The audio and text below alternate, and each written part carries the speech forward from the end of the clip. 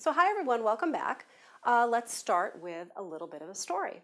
Yahoo, the search engine, was created in a dorm room by two guys by the name of Jerry Yang and David Filo in the early 1990s. It actually began with the catchy title of Jerry and David's Guide to the World Wide Web, but in 1994, they decided to change the name to Yahoo. This name change, though, did pose a few problems, as it was also being used at the time by three other established companies, one that made a barbecue sauce, one who made knives, and another who made canoes. So in order to get past those copyright laws, Jerry and David added the exclamation mark to the end of it, and so Yahoo, with an exclamation point, was born. So I share this story with you for a few reasons. The first is to show the importance of reflection, reflecting on what words or symbols might mean beyond the intention of their creator. Jerry and David's Guide to the World Wide Web sounds like a tour bus, not necessarily a search engine. And then the second piece is that they had to be aware that the engine's new name was already being used by some other products. So their brand initially really wasn't unique. The addition of the exclamation point captured a unique name, a unique product, and therefore a unique brand. So my question to all of you is, what's your exclamation point?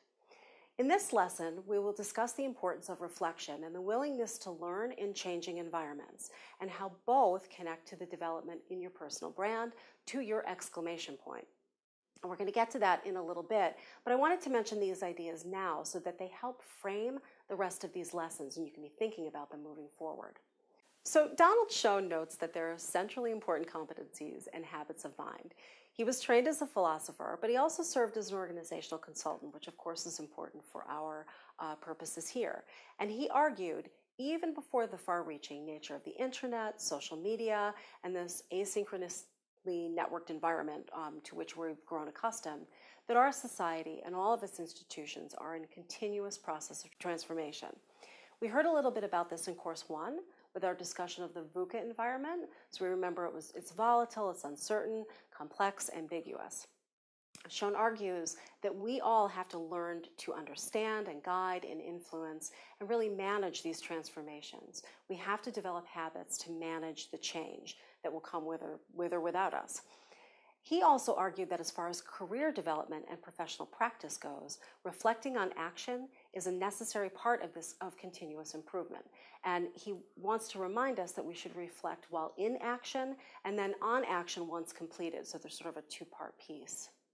So for the purposes of our topics here, you need to be ready to create a personal brand that has really good roots, but is also in a constant state of development and improvement via reflection in practice. We'll discuss practice and performance and brand management, brand impression management. And that to keep your personal brand fresh, you can use the assessment grid and the T-Portfolio tools to collect artifacts for creation of your personal brand, for the day-to-day expression of it, and then importantly for continuous improvement to keep it fresh. More on all of that a little bit later. So what have we learned? We've learned the importance of reflection and a willingness to learn and evolve. And then in our next lesson, we'll discuss the concept of your unique human brand. See you then.